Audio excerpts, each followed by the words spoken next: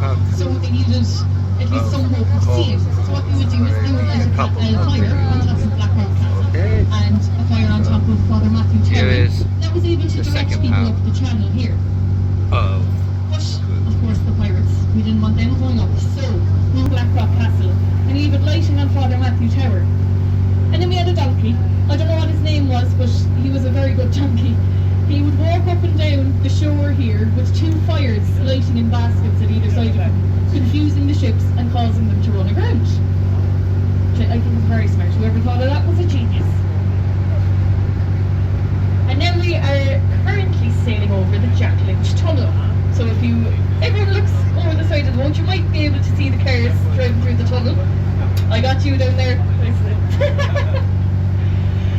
It normally doesn't get anyone, I don't explain it well enough, but it's a car tunnel that flows underneath the river here, or through the river, and it was built with the purpose of diverting a lot of traffic from the city, which I think worked for a time, but it's a very busy city, and loads of people are driving around, so there's traffic in the tunnel and in the city, but how bad. And it's named after a former Taoiseach, Jack Lynch. So Taoiseach is Oscoilga for Prime Minister, and Oscoilga is Oscoilga for Oscoilga Irish. And he was actually from Cork, so this Prime Minister Jack Lynch, or our Taoiseach. And he actually has 6 All-Ireland medals, so fair play to him. And there was a little boy here on a few weeks ago and asked me, why is it called Little Island if it's not an island? And it is, technically still. It's no longer surrounded by water, but underneath it is. Because a lot of the islands of Cork, you can drive onto them today, most of them, bar one. Because, I mean, it's easier than sailing everywhere. I mean, it's so lovely out here, you wouldn't want traffic on the river as well as everywhere else.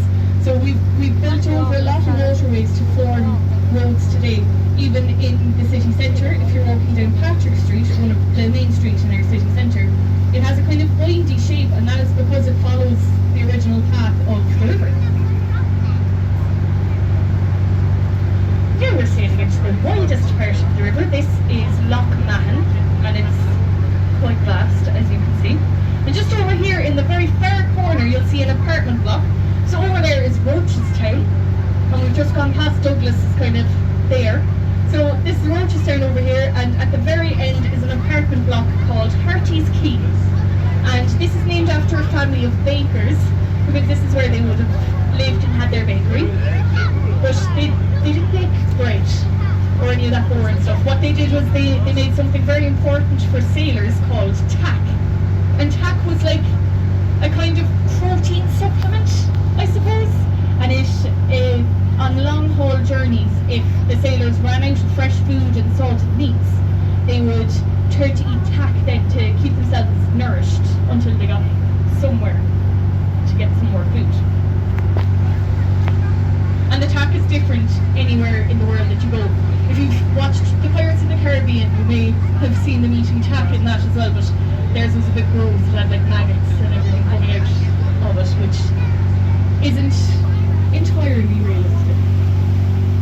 And we have a saying here in Cork that if something doesn't taste very good, it's awful tack.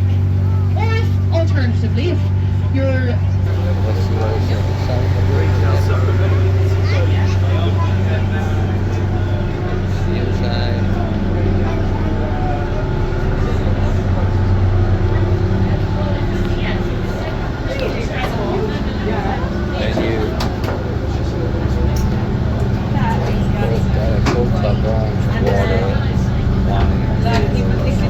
jelly snacks.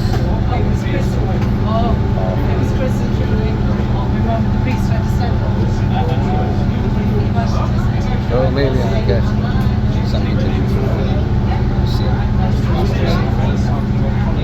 he was captain of the Sirius, and this steamboat entered a race with a ship from Liverpool.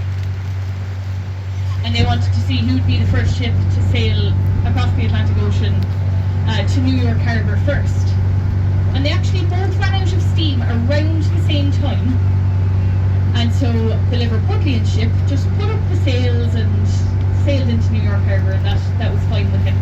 But Captain Roberts wanted to win the race, and so he burned the sails he burned the mast and everybody's post, and he was able to sail into New York Harbour full steam, winning the race. So, fair play to him. And just here, now on your port side here, in the trees there is the glue factory. So we have the glue boat that comes in and collects the glue and goes away. But this is also where our lovely drug boat used to be. So for about 3 years, the Matthew was imprisoned here because she was found with 157 million euros worth of cocaine on her, and she was taken away there a few weeks ago. And I miss her very much because it's very boring to say that's where the drug boat used to be. And I've yet to retire this because I do actually miss it very much. There's an amazing documentary on YouTube. It's about 20 minutes long about everything about Matthew. It is very, very interesting and worth a watch. Later on, not now. I'm talking. But everyone was very glad to see it go because it cost the Irish taxpayer about 15 million euros a year. So we are happy it's gone. Now coming up on your starboard side here, we're sailing into Passage West. And Passage West gets its name for being the passage west of Cove. So Cove is over there, the east, and Passage West is here on the west. It's very matter of fact really. And Passage West actually has a huge maritime history, and this is where the Maritime Museum actually is. And this is because right here was the original port of Cork. And it's where 80 Williamite ships with 5,000 men sailed into Cork Harbour in 1619 and took Cork in the Siege of Cork. So if you can imagine, 80 massive battleships with the cannons pointing out at all ends of the ship, sailing in here into not a very wide part of the river. You'd be terrified. So that wasn't a great day now for the people of Cork, I'd say. And just here, this apartment building, this used to be the train station for Passage West. So the merchant princes of Cork would spend their summers down here. They'd get in their little boats and they'd sail down to their holiday homes and enjoy the public bathhouses and the water here for the summer. And then when the train station was built, the regular people of Cork were able to come down for the day and enjoy the views and the water and go home in the evening then as well.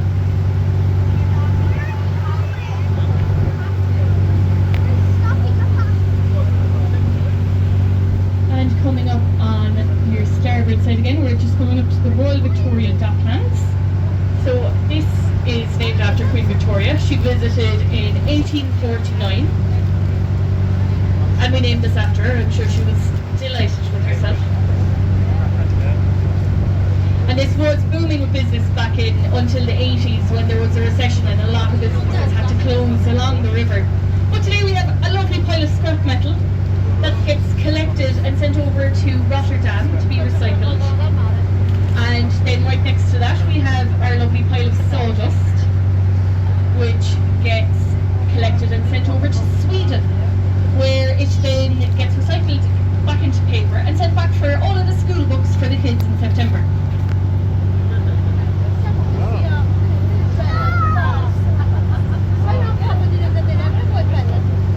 I'm hearing protest coming downstairs about that comment, sorry lads.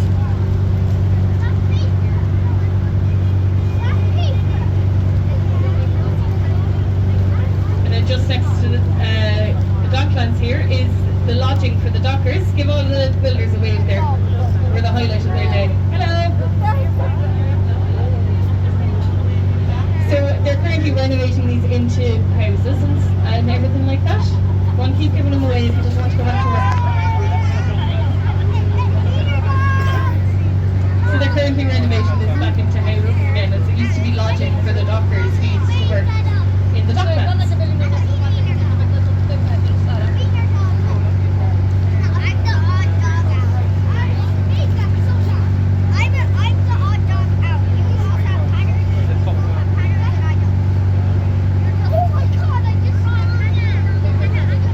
On your starboard side coming up, this used to be the Glenbrook Hotel back in the 70s and 80s, where a lot of weddings would have been had.